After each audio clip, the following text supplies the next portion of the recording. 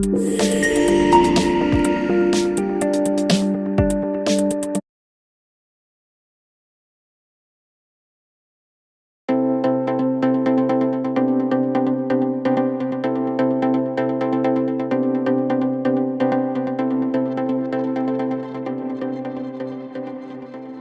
నమస్కారం.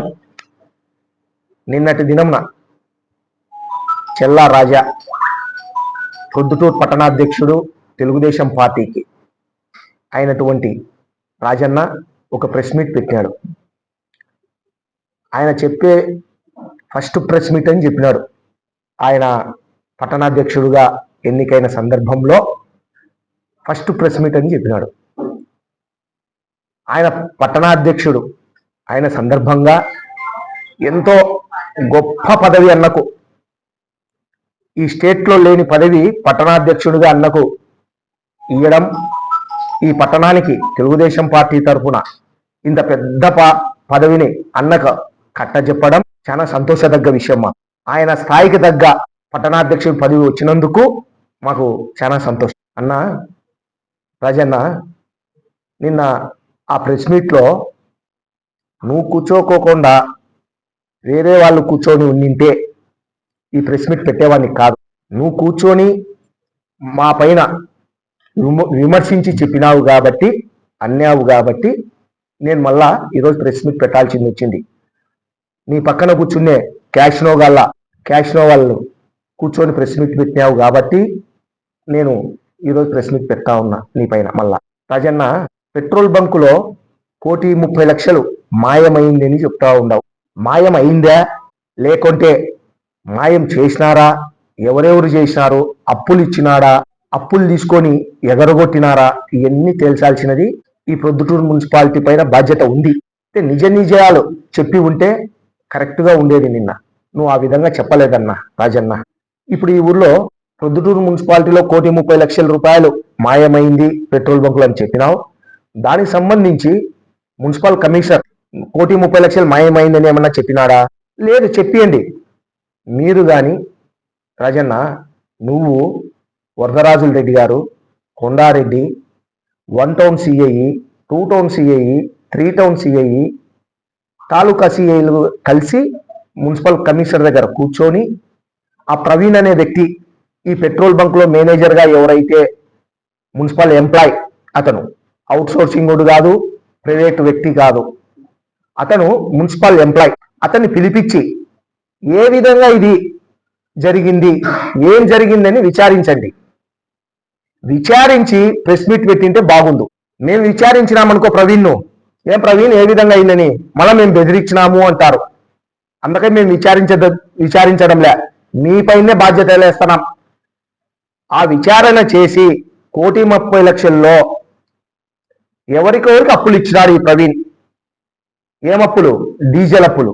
కేఎంఆర్ కానీ పేపర్లు వచ్చినదే చెప్తున్నా, మాతాంగి అనే వాళ్ళు కానీ, శ్రీలక్ష్మి కానీ, ఇంకొక అతను, ఇట్లా 7-8 పేర్లు 9 పేర్లు ఉన్నాయంటున్నారు. మాకు తెలిసి ఒక 4-5 పేర్లు తెలుసు. ఈ 4-5 పేర్ల వాళ్ళను కూడా పిలిపించి మాట్లాడండి. మున్సిపాలిటీకి ప్రవీణ్ అనే అతడు డీజిల్ మీకు పోసినాడా? పోయలేదా? అప్పు బంగారెడ్డి చెప్పింటే అప్పు పోసినాడా? లేదంటే ప్రవీణ్ అంతకు ప్రవీణే అప్పు పోసినాడా అనేది తేల్చాల్సిన బాధ్యత కమిషనర్ గారి పైన ఉంది.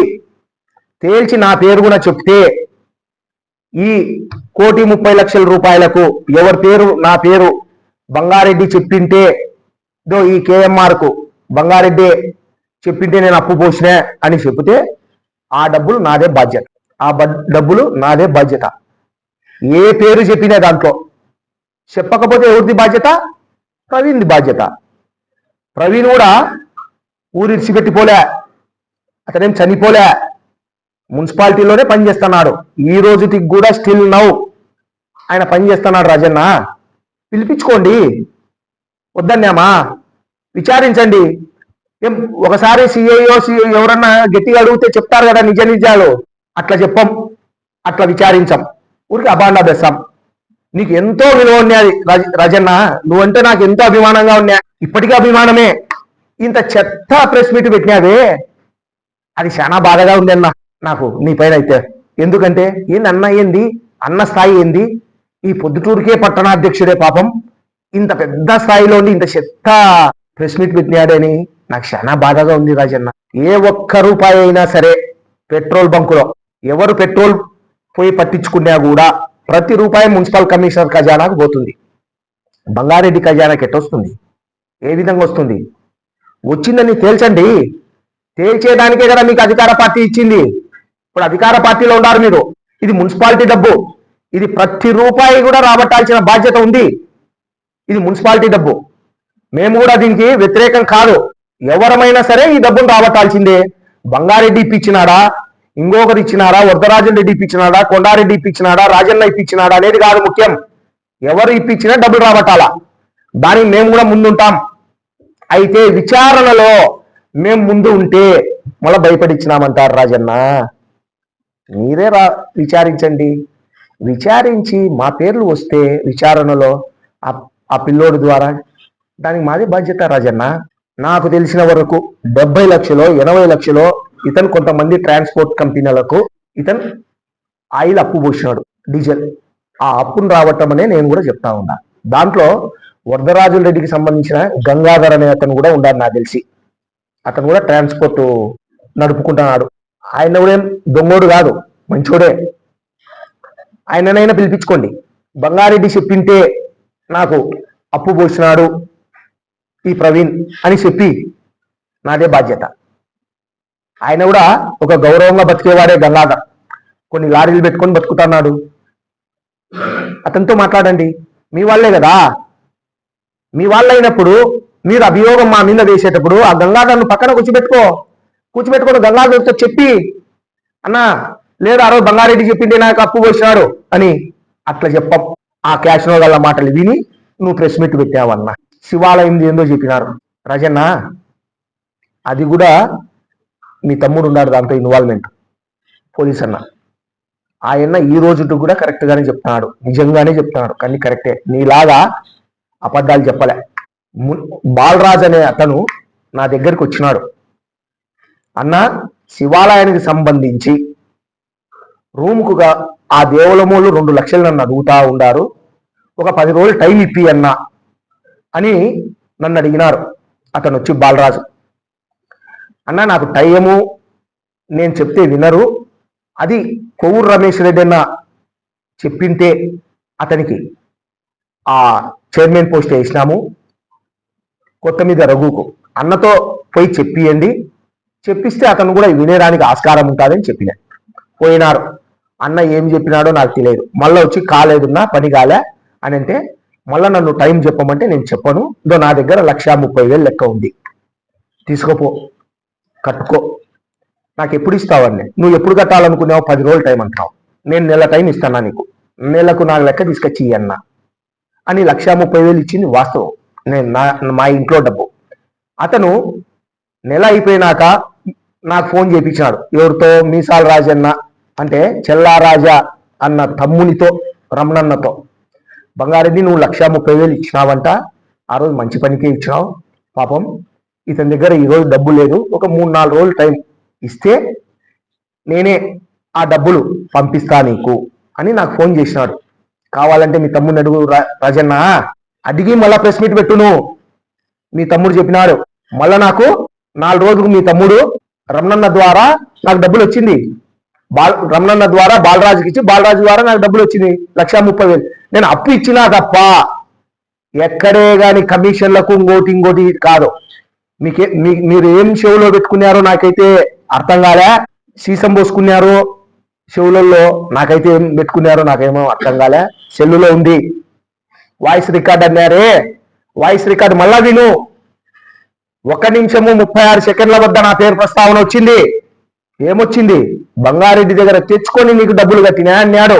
తిరిగి రఘు ఏం చెప్పినాడు? మళ్ళా 7 నిమిషాల దగ్గర బంగారెడ్డి దగ్గర తెచ్చుకున్నావు కాబట్టి మళ్ళా ఆ డబ్బులు నేను వానితో బంగారెడ్డికి ఇప్పించినే అని అన్నాడు. కమిషనా? ఎక్కడ ఉంది? అప్పు ఇప్పించుకున్నాడు నాతో. టైం చెప్పమంటే చెప్పకోకుండా నేను నా దగ్గర ఉండే డబ్బులు ఇచ్చి కట్టుకోపో అని చెప్పాను. అది నేరమా? తెలిసి తెలియని ప్రెస్ మీట్లు పెట్టి ఇట్టే ఉంటుంది రాజన్న. నేను పెట్టే అనుకో చాలా ఉంటాయి. ఇంకొకటి, మీ తమ్ముడు నాతో మాట్లాడినది రికార్డు విన్నానా? ఇప్పుడు ఆ రోజు నువ్వు బాలరాజు గురించి నాకు ఫోన్ చేసినావు. ఆ రోజు ఎంత నన్ను నాకు డబ్బులు ఇచ్చింది?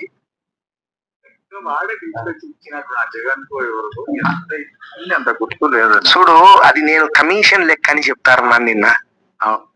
నేను వస్తావా నేను చెప్పిన బాలరాజుకు నా బొత్తులో రాజకీయం ఎన్ని వద్దు, మనుషులు మనం ఆ బొద్దు టైం చెప్తే టైం ఇచ్చినారు కాబట్టి. అయితే ఈడు కూడా ఒక మాట అంటానులే అన్న, నేను ఆ ప్రెస్ మీట్లకు పోను బావా, నాకు ఆయన మాట మేరకు ఇచ్చాడు, అప్పుగా ఇచ్చినాడు. ఆ అప్పు నేను పోయి కట్టుకున్నా. దీనికి దేవస్థానానికి గాని రూములకు గాని దేనిలకు ఎటువంటి సంబంధము లేదని చెబుతా అని చెప్పి, అదే ధర్మము అట్లనే చెప్పు అని చెప్పాడు. అంతే కదా, ఉండేది అదే కదా వాస్తవం. చెప్పద్దు చెప్తే చెప్పా. లేదు లేదు ఏం విన్నావు రాజన్న? విను మీ తమ్ముంది, నువ్వు మాట్లాడు మళ్ళా మీ తమ్ముతో.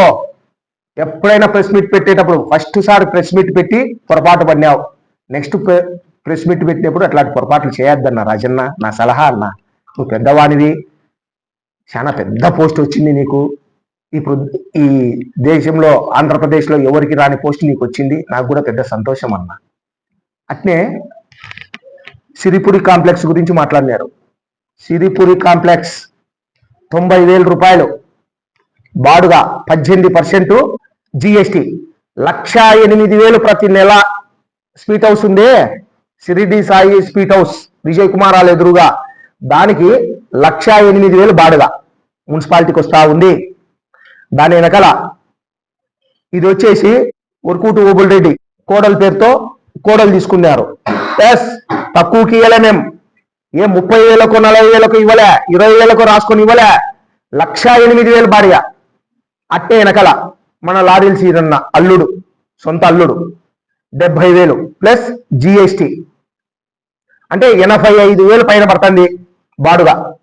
లారీల సీనన్న అల్లుండానికి 85,000 బాడిగా, ముందరుండేదానికి షిరిడి సాయి దానికి మాత్రం 1,08,000 బాడిగా. తక్కువ బాడిగా నాన్న మురళన్న, రాజన్న? తక్కువ నాది బాడిగా, ఎక్కువనా?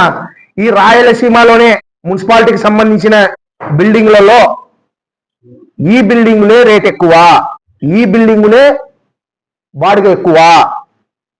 ఒక నెల బాడిగ కట్టకపోతే 2 రూపాయలు వడ్డీ పడుతుంది బాడిగలో ఉండే రూమ్లకు. గోడేటు చెంపెట్టు ఉంటుంది, ఎవరైనా ఎగరగొట్టేయడానికి ఉండదు. 2 రూపాయల వడ్డీ. ఇంటి పన్ను కట్టకపోయినా 2 రూపాయల వడ్డీ. రూమ్ లో మున్సిపాలిటీ రూమ్ లో బాడెక్కున్నా కట్టకపోయినా 2 రూపాయల వడ్డీ. ఒక్క నీటి పన్నుకు మాత్రం వడ్డీ ఉండదు. తెలుసుకొని మాట్లాడాలి ఎవరైనా రాజన్న.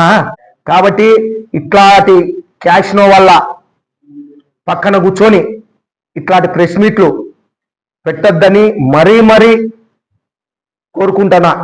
ప్రెస్ మీట్ పెట్టేటప్పుడు రాజన్నకు మరీ ముఖ్యంగా వరదరాజుల రెడ్డి గారికి, కొండారెడ్డి గారికి ఈ లెక్కను తేల్చాల్సిన బాధ్యత మీ అధికార పార్టీ ఉంది కాబట్టి మీరందరూ కలిసి ఇది ఏమైందని తేల్చాల్సిన బాధ్యత మీ పైన ఉంది. దీనిపైన ఎవరైతే బాధ్యులు ఉండారో వాళ్ళను శిక్షించాల్సిన అవసరం ఉంది. నేను వరదరాజుల గారికి విన్నవించేది ఏంటంటే, ఈ 1,30,00,000 గురించి మీ వాళ్ళు చెప్పినారు, ఎగ్జిబిషన్ గురించి ధర్నా చేసినారే, దీని గురించి ఎందుకు చేయరు అని నేను మీకు విన్నవిస్తాడా.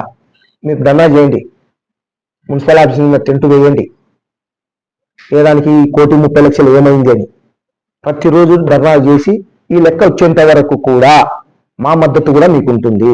మీరు ధర్నా చేయండి. రాబట్టాల్సింది మనందరి బాధ్యత కదా. మేము వద్దంటున్నామా? మీరు ధర్నా చేస్తే టెంట్ వేయండి, మున్సిపల్ కమిషనర్ మీద వేసి రాబట్టాలా. దీంట్లో ఎవరెవరు బాధ్యులు ఉన్నారో అందరూ బయటకు వస్తారు, తప్పేముంది. అందులో కమిషనర్ గారు, ఎమ్మెల్యే గారు చెప్తే కూర్చో అంటే కూర్చుంటాడు కమిషనరు, లేయంటే లేస్తాడు కమిషనరు. అట్లనే కమిషనరు వరదరాజుల రెడ్డిని మీటింగ్ నుంచి బయటికి రా అంటే బయటకు వస్తాడు, మీటింగ్ లో కూర్చో అంటే కూర్చుంటున్నాడు. అంత అన్యోన్యంగా ఉండే ఈ ఆఫీసర్లు, ఈ ఎమ్మెల్యే గారు తేల్చండి. ధర్నా చేస్తారా, ఇంకోటి చేస్తారా, ఏం చేసేదో తేల్చమని మేము కూడా చెప్పేది.